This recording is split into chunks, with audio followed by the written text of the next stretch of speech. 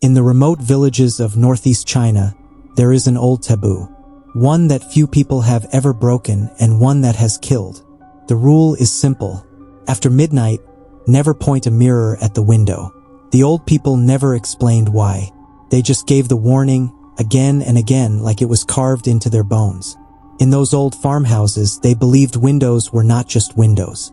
At night, a window becomes a threshold, a thin veil between the world of the living and the world that lingers just outside.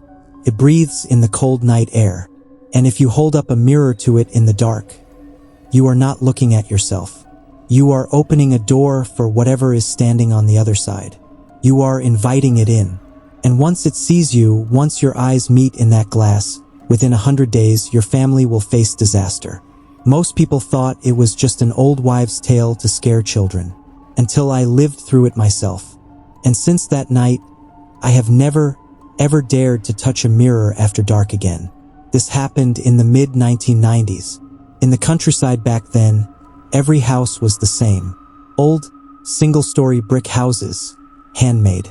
The windows were framed with thin wood and covered in paper, not glass.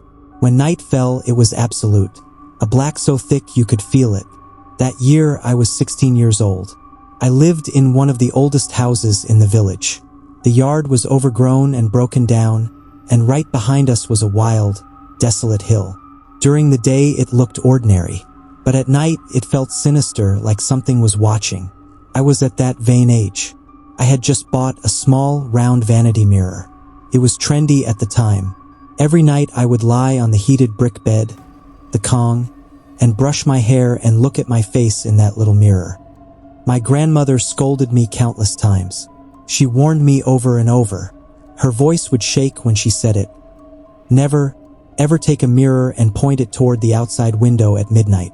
She said the windows of these old houses at night are the border between yin and yang. After midnight, all the lonely ghosts wandering outside, the lost souls, the dark spirits passing by, they love to look at people through the reflection of a mirror. You look at it once, she said, and it can mark you for days. I thought it was just superstitious nagging. I never took it seriously. I let it go in one ear and out the other. That year, winter came early. The days were short and the nights were endless and terrifyingly dark. It was almost the end of the lunar year, when every family turns off their lights and goes to sleep early. One night, I couldn't sleep. I was tossing and turning, bored. I reached under my pillow and pulled out my little round mirror. Using the pale moonlight coming through the window, I started playing with it, looking at myself. Then, out of pure curiosity, I had a thought. I pulled the thin quilt that was covering the window aside, and I pointed the mirror directly out toward the dark night sky. I just wanted to see what the moonlight would look like reflected. The moment I lifted the mirror, every hair on my body stood straight up. Inside the mirror, standing right behind me, was another person. It was a woman in an old, faded blue jacket. Her hair was dry, yellow, and scattered messily. Her head was hung low, standing stiffly, pressed right against my back. Quiet, perfectly still. I couldn't see her face, but I could clearly see the shape of her hunched body. My scalp went numb. My whole body froze. I couldn't move. I was sitting alone on the Kong. The room was completely empty. It was impossible for there to be a second person. With what little courage I had left, I slowly turned my head to look behind me. There was nothing, just an empty wall. The room was silent and bare.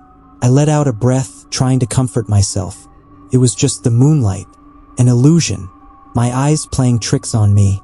But when I lowered my head and looked back into the mirror, my heart shot straight into my throat.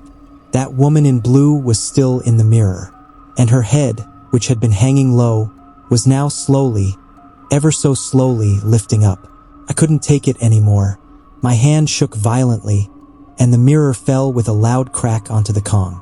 The glass shattered into a web of dense, hairline cracks. In that instant, the temperature in the room plummeted. Even though I was on a burning hot heated bed, it suddenly became cold as ice. A bone-chilling, damp cold crawled up from my ankles, drilling into my bones. I didn't dare make a sound. I pulled the blanket over my head, curled up in the corner of the bed, shaking uncontrollably, eyes squeezed shut. I didn't move an inch. I thought that if I smashed the mirror and stopped looking, it would be over. But I had no idea. The real terror had only just attached itself to me. Starting from that night, strange things began to happen, one after another. Every single night, at exactly 12 o'clock midnight, my wooden window would make a soft, clear scratching sound. Not fast, not slow. Right against the outside of the window, so clear I could hear every stroke. Only I could hear it. My parents slept soundly, completely unaware.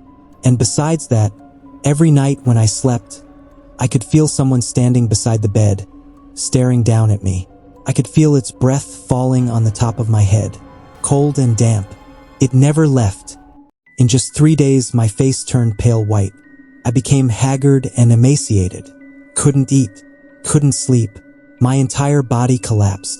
My grandmother noticed something was terribly wrong. She looked at my face, checked the color of my eyebrows and my eyes. The moment she looked, her face turned ashen. She pointed at the space between my eyebrows, her voice trembling. She asked if I had pointed a mirror at the window at midnight. I could no longer hold back my fear.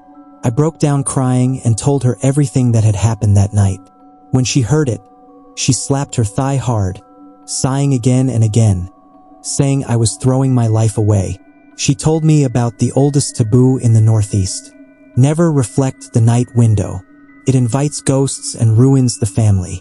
She said the spirits outside have been wandering for years around that wild hill behind our house, homeless with nowhere to go.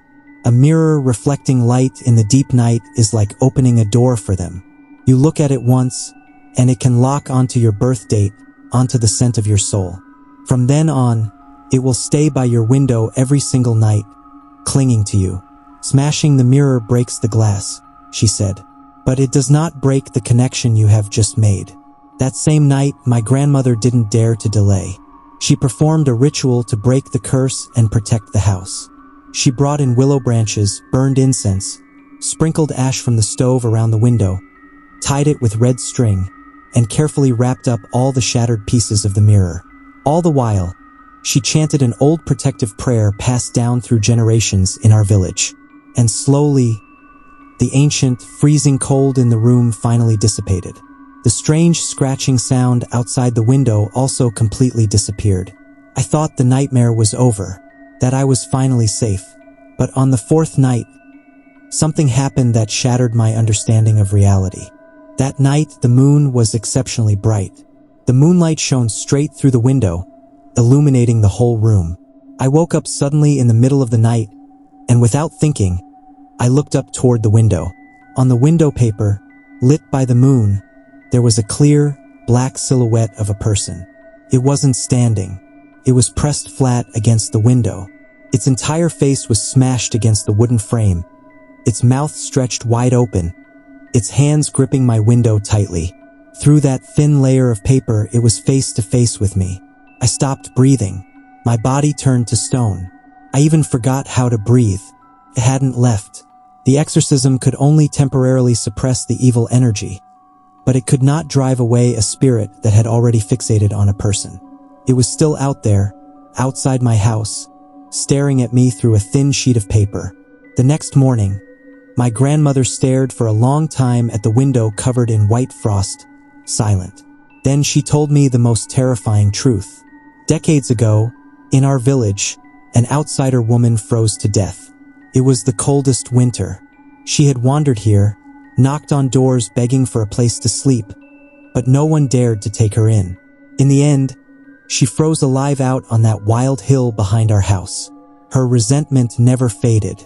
For years, she has lingered around this stretch of old houses. She has no home.